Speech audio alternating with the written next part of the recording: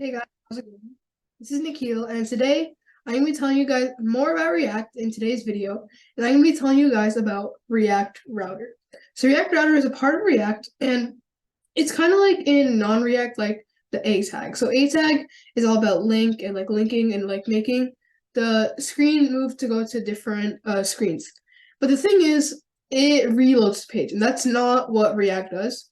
So in today's video, I'm going to be showing you guys a little explanatory theory, little lesson on the differences between non-React and React websites routing a user to like different screens of the page. And then I'll show you a React website, just an example. And yeah, so I hope you guys will learn a thing or two from today's video. It'll be really informative, so stick around to the end to learn more about React with this journey with me. Hope you guys enjoy. So I'm here on Paint to tell you guys more about the non-React website. So it starts off very similar, very simple. So the user typing the URL in the search bar. So here it's youtube.com. So when you enter that URL into the search bar, it sends an initial request to the server. When that server gets that request, it'll send back to the user back to the web page. So when you get to the web page, it reloads and it obviously sends you to the page. And then once you get to the page, let me just draw a brief web page. So you can say that's a logo, that's one nav bar again. You can say this is home. So home, and then contact, and then all the body, and everything. So let's say the user clicks on home. So when you click on home, they'll send the request to the server. So let me just write again, the server. And then the server will send back an HTML file. So the HTML file could be named like home.html. So it'll send you to that. And then so that process will just keep repeating itself, repeating as many times as that user clicks on each component. So the difference, now I'll show you guys the difference with React. So now I'm going to explain how a React website uses and changes the person's screens and the multiple screens that are going to show. So it starts up the same. The person enters the URL into the search bar. Then the website sends a request to the server. And this is where it gets different.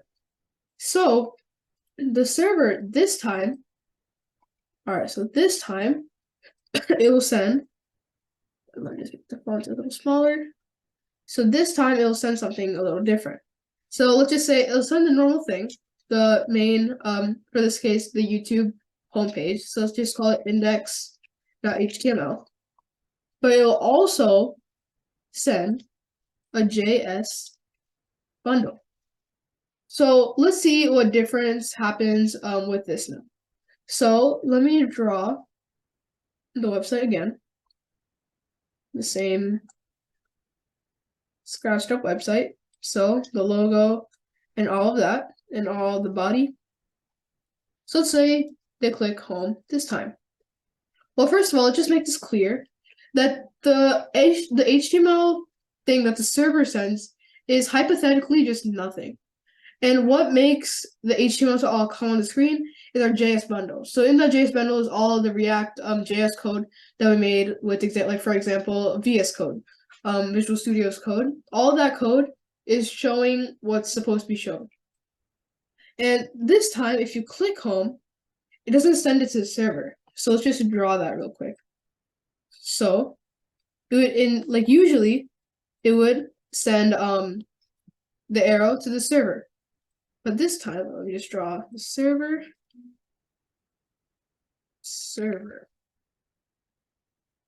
It won't send it to the server because our JS bundle has everything we need. So let me just make our JS bundle diamond.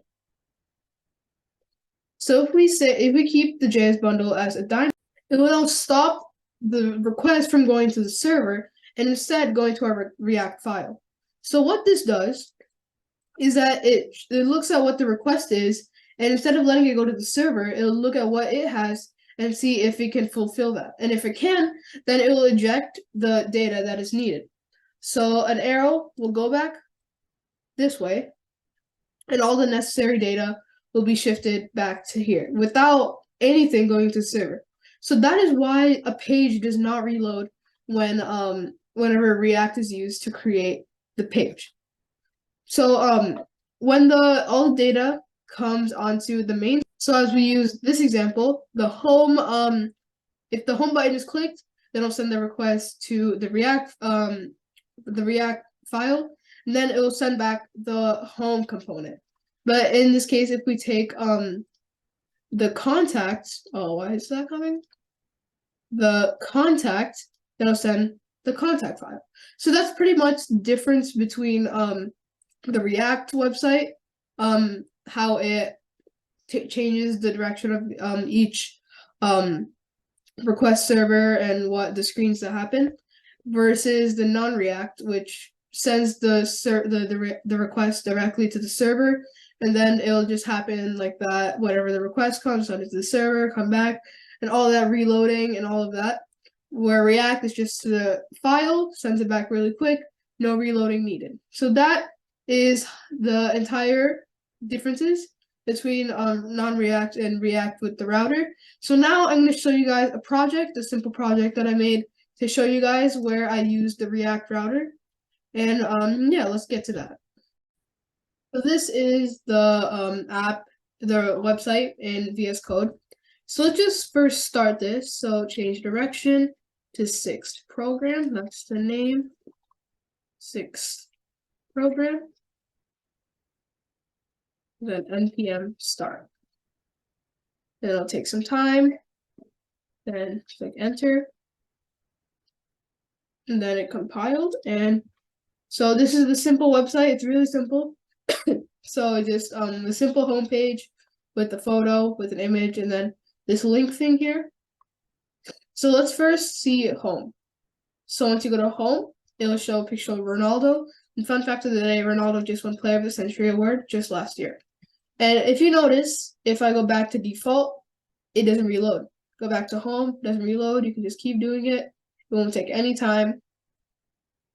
So the reason how this is happening is, let's just use the theory lesson that we just did before. So right when we do npm start, it's pretty much like the same thing as just putting the link in the search bar.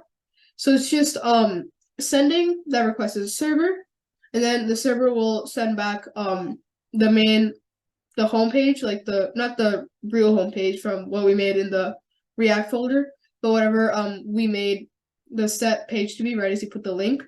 And then it'll send the React folder as well. And then whenever we request something to the server, hypothetically the server, it'll just send it to the React file instead. So that's why it's not reloading. Then after home, about, and then about will just give a big passage. And then contact, you'll give reach me at this number with the email. And then default will just go to the main screen again. And then this link here, this is a non-React component in our website here. This is because it's reloading. If you ever see reloading, that means that's a non-React component inside the folder. So if we see here, what's different about that is that we use the A tag, which is used in non-React websites.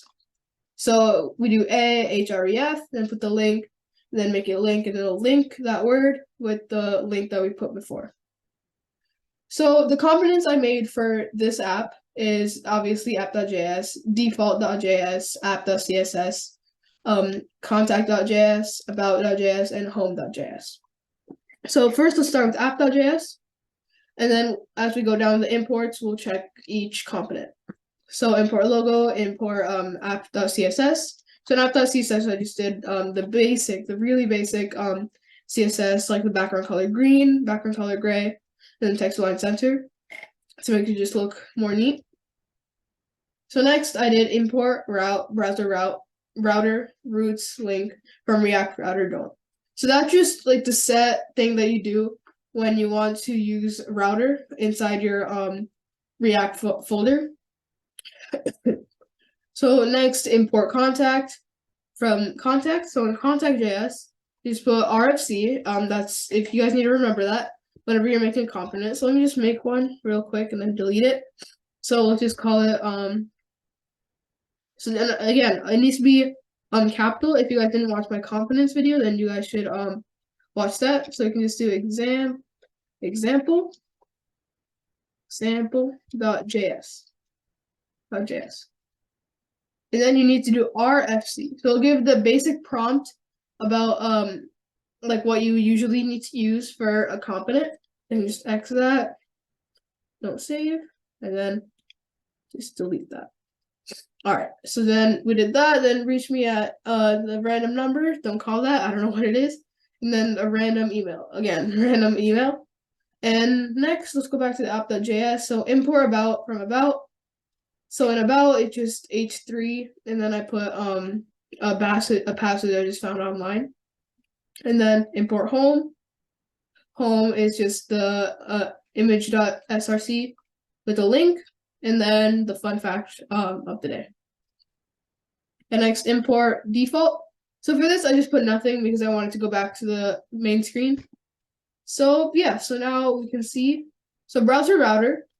So it will declare that we want to use router. Then link to home.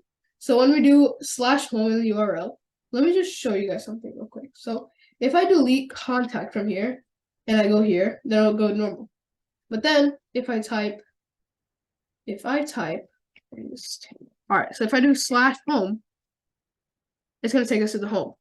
If I do /about, it'll take us to about. So this is doing the same thing, but instead of just clicking the buttons, we can just write it up there. So this is what all the link stuff is about. So link to /home, then home will come. The home component. And then link to /about, then the about component will happen. Then link to /contact, the contact component will come. Then link to /default, then the default component will come. And next is the roots tag. The roots tag will say what the root path is for each slash. So like we're just declaring that this is gonna link to something in this part, but here it's showing what that link will make the root path. So the root path for /contact is element and then the component. So what the component does, then it will that's what /contact will do. So that's pretty much the same thing for all the other things. And then at the end, I just did H1 for the basic default screen. So this is the code that will happen when you first put the link into the search bar. So this is like the default. So that's what the server will give you when you do the initial request. And then after that, the React file will just take over, and then it'll make sure the server is not involved with anything, so that no reloads will happen, and it'll be way smoother than before. So let's just see that again. No reloads. And again, let's just see it in YouTube. You can see that you go to gaming, no reloads, no reloads, no reloads. Nothing is gonna reload. So yeah, that's pretty much it, guys, for today's video. Hope you guys learned a thing or two about the React router. And it's a big reason why React is so popular and used in all these different websites. So yeah, hope you guys enjoyed today's video. Look out for the next React video. And yeah, thank you guys for watching, and I'll see you guys all in the next one. Thanks, guys.